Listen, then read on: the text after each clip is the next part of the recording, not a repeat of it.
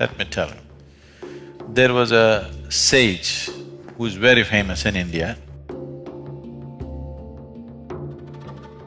ancient sage called Kaushik.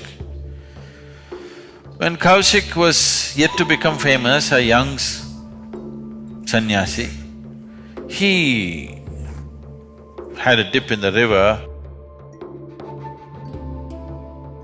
and sat under a tree for his morning practice. With a slightly upturned face, he sat. A bird was in the tree. It does its things. So, it's not its fault, there is gravity. And it came and landed straight on his face. An upturned face, you know. It's a dangerous way to sit under a tree. So, he got so furious. Just now he had a dip in the river and he's trying to meditate, and this bird splashed in his face. Out of anger, he just looked at the bird like this. The bird just caught fire and burnt up, turned into ashes. So he felt really nice, okay, this is good, working. Then he finished his practice and everything, and for the day's meal, because people on the spiritual path are not supposed to earn their living, they are supposed to beg and eat, so he went. So he went to the town, stood in front of a house and said, "Bhikshan dehi," that means, "I've come for alms." Generally in the tradition, if a person who is on the spiritual path comes and asks for food, even if your children are not eaten, first thing is give it to him, because he doesn't own anything, he doesn't have anything, and he's on a higher pursuit, so he must be fed. That is the culture. So he said, "Bhikshan dehi." From inside, a lady's voice said, "I'm coming, please wait."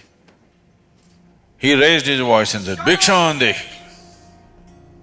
So just this today morning, the bird, you know, it's given him a little kind of oomph to his spiritual process.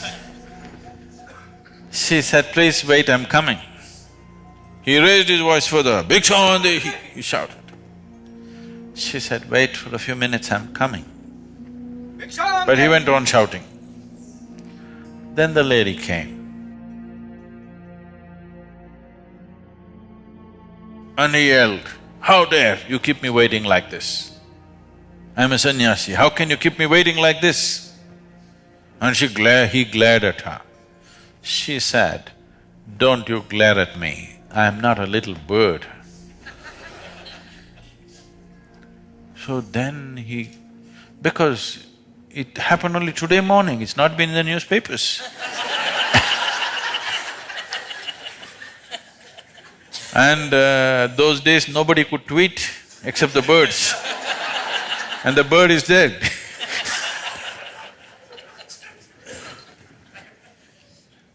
So he said, "How do you know?" He said, "It doesn't matter, don't glare at me. I was serving my husband who is blind of vision. I was feeding him, so I asked you to wait. What is the big hurry for you? I said, I will come." He said, "But how do you know?" She said, "Doesn't matter. It's in your kind of mode, the way you are right now, you cannot know all this." Then he begged her, "Please take me as your disciple, I want to learn from you." She said, "I am a housewife, I don't take disciples. You can go to my guru if you want. I'll give you the address." So she gave the address. She told him where to go. Then he followed the instructions and went. It went into the marketplace and deeper into the marketplace, and then went into the butcher's lane. He's a Brahmin. To be even seen in the butcher's lane is a crime. He looked all over, meat hanging. He just thought maybe it's a mistake, but it's the correct address. He inquired, people pointed in this direction and he went. Then he asked around, people said, okay, this is the man there. And he's all blood splattered and cutting meat. He thought, for sure there must be a mistake. This is not it. Even if it's true, I'm not willing to learn from a butcher. What is there for me to learn from a butcher? I'm a Brahmin. He was about to turn away. The butcher said, he called him by the name and he said, come, I know she sent you. Now he went and stood there. This whole blood and gore, he couldn't stand it, but he just stood there amazed. Now he went there, that woman knew about the bird, he comes here, this guy already knows about this woman sending, he waited. The butcher said, wait, I'll just finish this work and I'll come and see you. He just stood there. Then he finished his work, closed it, and then he walked. He walked 3 feet away from him because walking next to a butcher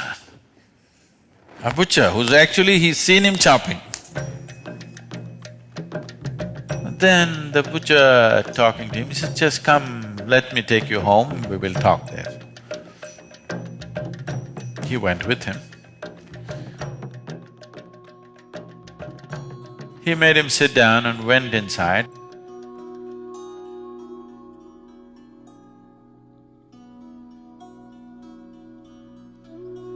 Showered, changed, came and he said, just give me some time. I have sick parents, I need to serve them. I need to take care of them first. So he went in and took care of these old parents and then came back and sat down.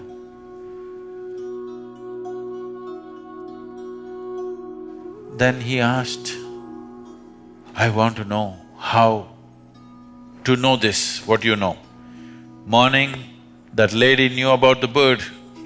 Before I come, you know about me. How is this? I want to know this. He said, just learn to take care of something with absolute involvement. Something, it doesn't matter what. She takes care of her blind husband, I take care of my old parents. And when I chop these animals, I chop it with minimizing their suffering to whatever. I have chosen to be a butcher because if somebody else becomes a butcher, he may hurt the animals. I have become a butcher because I thought I could do it best. If I leave it to somebody else, they may do it somehow. So, not very different. Criminal lawyer do it compassionately, what's the problem? You may do lawyer's work, you may do some other work, it doesn't matter. All kinds of things need to be done in the world, you have to do it. But essentially if you see that I'm just life, life will reverberate with everything else. Love is not a policy, it's an experience. You're trying to make it a policy. As a policy, it's quite a stupid policy, really. If you look around and feel one with everything, it's a great feeling. You telling yourself, I am you, you are me, I am you. It leads to a completely different rubbish. Don't like anybody, don't dislike anybody, just be with them.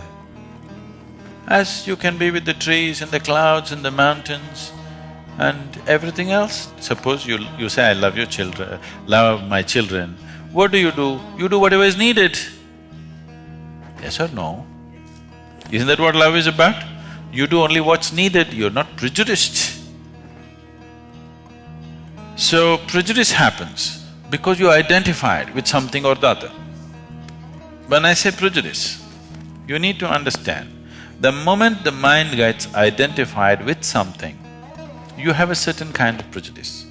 If you say, I'm a man, you have a very male kind of prejudice, which is, you won't know. Others think you're something else, you know? They have bad names. Others.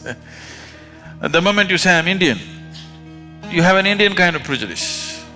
Whatever identity you take, your mind works only around that and it makes it look like it's all right, that particular thing, whatever you identified with, everything else looks different. So essentially spiritual process means not identifying with something new, learning to live here without any sense of identity, learning to live here just as life, because that's what you really are, isn't it? So right now, you're in the court, it is not the nature of your job, it is your identity which doesn't allow you to reverberate. Right now, you may be working towards getting a death sentence for somebody, okay? Even if you're working to get a death sentence, you can do this job well without being against the man. So it doesn't matter what is the nature of your job, even if your job is that of a hangman, you can still do it compassionately. People have done even such extreme jobs compassionately, isn't it?